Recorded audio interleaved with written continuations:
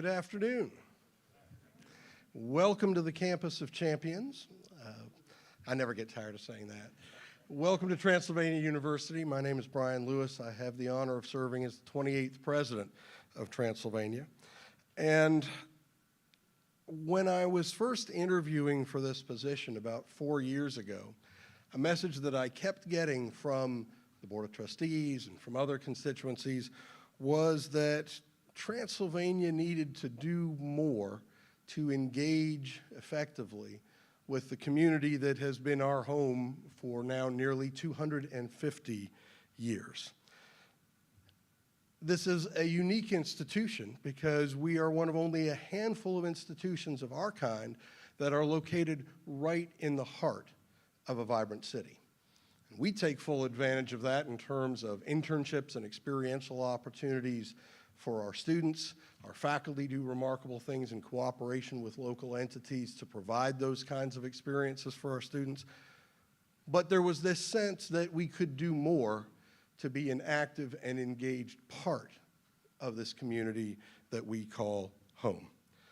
And today we take, I think, a vital and significant step in that direction. Transylvania University is committed to being an engaged and active participant in making Lexington, our home, a wonderful place to live and work and study and play and raise a family.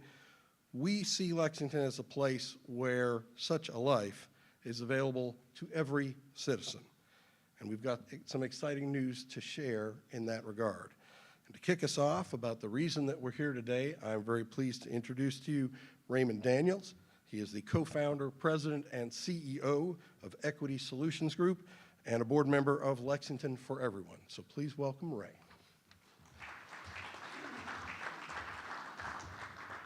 Thank you, President Lewis. I echo everything that you just said, and thank you for joining us in our community 4 years ago. Much appreciated. Shelter is the basic necessity for people to call a place home, but it's much more than that. It's where stability starts and memories are made. But all too often and far more frequently, Lexingtonians, especially those with lower incomes, face overwhelming obstacles in finding housing that they can afford. The challenges are many and multifaceted, which is the case with most problems that are difficult to solve.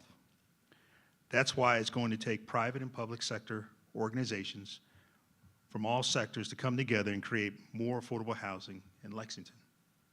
And that's what we did. In this most recent announcement for affordable housing, several local banks are working together and will create a joint entity to purchase 12.5 acres of land along Radcliffe Road in Haggard Lane. That purchase will be from Transylvania University at a reduced cost. Transylvania University understands the need for affordable housing and wants to be part of the solution. So it sacrificed the best price for a fair price because of the purpose of the project.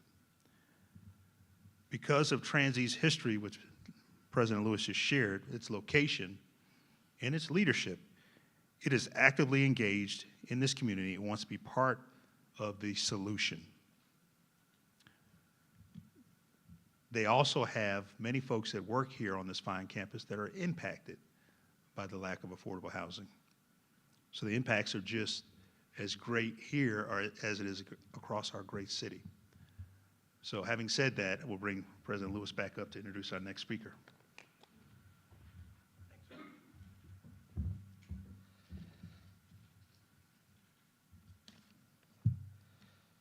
I'm very pleased to bring to the stage an alum of Transylvania University, member of the class of 2000, I hope you don't mind me sharing the year, Johan Graham. So Johan, please come up and share more about this project.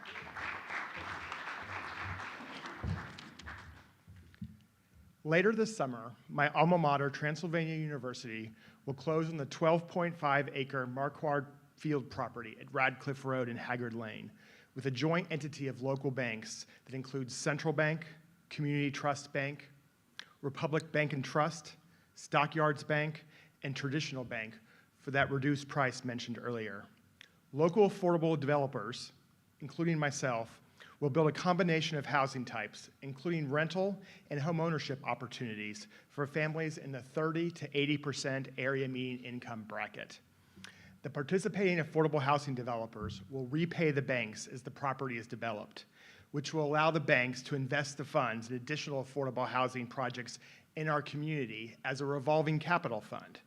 The impact will last far beyond this project as funds are reinvested in future affordable housing opportunities. The project was initiated by the private sector and increases access to capital for affordable housing institutions in Lexington. Affordable housing organizations often don't have the access to quick capital to purchase land before it sells to competing interests. The creation of this revolving fund will allow us to master plan a high-quality development while working with our affordable housing funding sources, the City of Lexington and Kentucky Housing Corporation, on securing construction and permanent financing. It took the land seller, Transylvania University, that understood and appreciated the importance of creating more affordable housing to make this happen. More low-income workers will be able to provide and live in more safe and stable housing in the neighborhoods where they live, with access to work and childcare in close proximity. I'd next like to welcome Daryl Narrow to the stage. He's the director of Lexington Habitat for Humanity.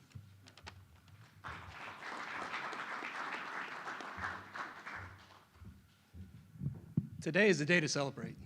Let 12.5 acres, let that sink in about what 12.5 acres of affordable housing can mean to our community.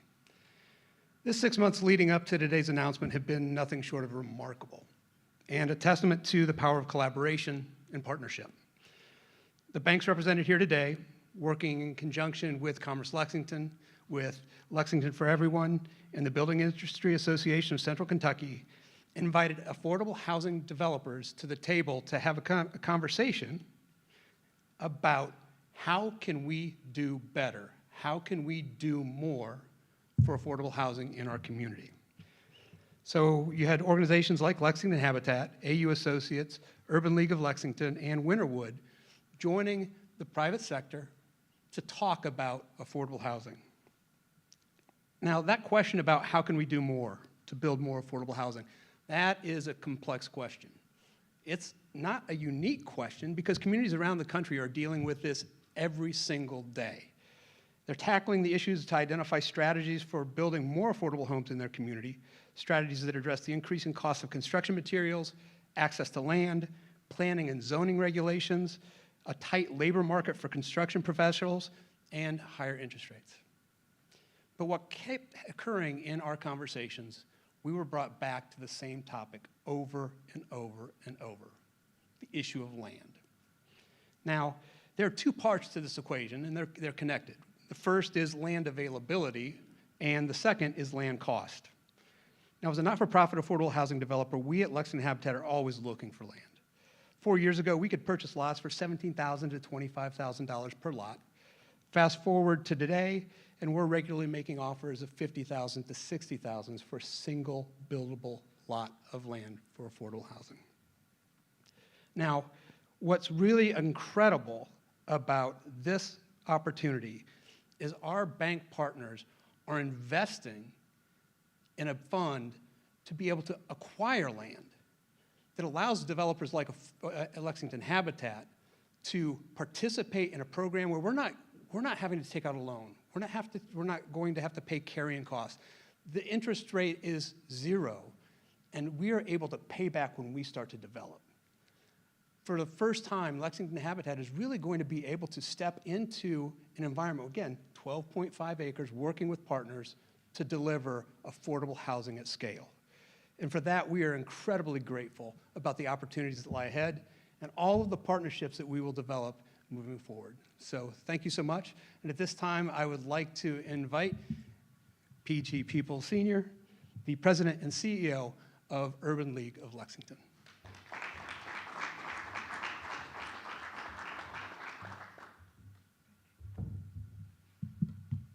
Good afternoon. You've heard the stories from people who preceded me about why we're here today. I just want to take a few minutes to underscore that need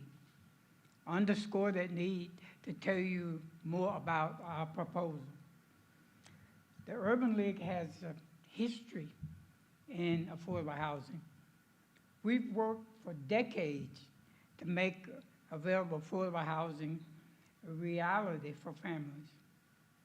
1984 was when we did our first house. I think there's only one other person that preceded us about the same time, my man Austin Sims over there. Austin, we appreciate what you've done.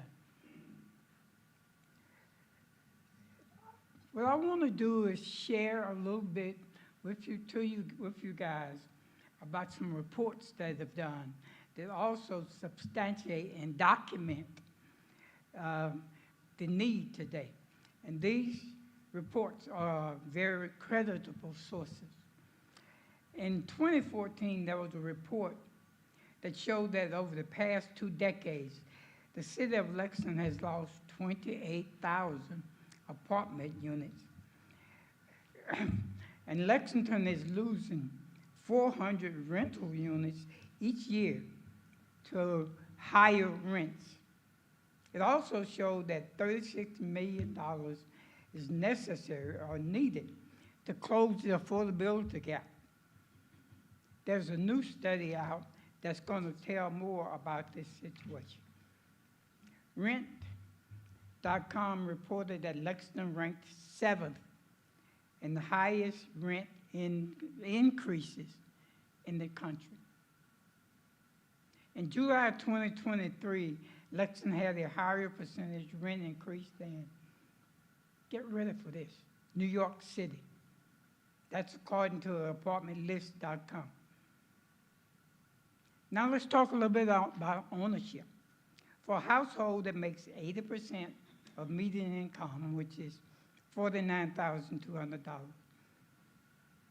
the maximum affordable home price is $167,000. In Lexington last year, there were only 17 houses in that price range. That included a house with no bathroom. I think we all agree that these are very disturbing statistics. And some of us got together and realized how disturbing that was. And that's the group that you see here today. And I want to thank the visionaries who put together this plan. And out of that's going to come a much better Lexington for us to provide quality housing near where people work, near child care, and places where we can take care of everyday necessities. Now I bring back Brien to close us out. Thank you very much.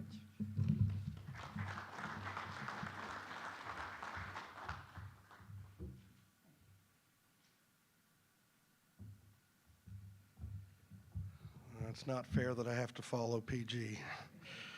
But it has been truly an honor to be engaged with the individuals and entities who are so committed to creating the best possible version of Lexington.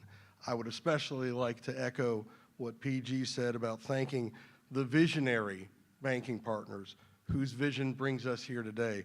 Luther Deaton, Chairman, President, and CEO of Central Bank; Billy Dollins, Central Region President of Community Trust Bank; Todd Ziegler, Central Kentucky Market President of Republic Bank; Louis Pritchard, Market President of Stockyards Bank; and Jason Parker, Vice President for Client Relationships at Traditional Bank.